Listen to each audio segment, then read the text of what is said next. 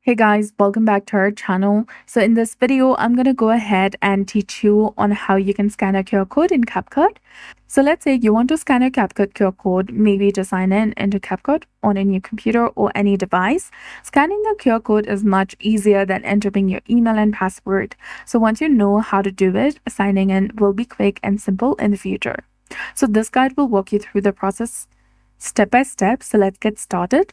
I'm on the CapCut application on my computer. You can also use the CapCut website and then click on sign in the top left corner. And here you'll get the option of use QR code. Select it and a QR code will be displayed on the screen. Now open the CapCut on your mobile device. Look for the Me option in the bottom right corner. And on your profile page, find and tap on the scan option, and you'll need to allow CapCut access to your camera. Point your camera at the QR code on the computer screen, and you will then be prompted to confirm your sign-in. Then tap on confirm and you'll be logged in. So that's all. If you found this guide helpful, please like, share, and subscribe. Thanks for watching. We'll see you again in the next one.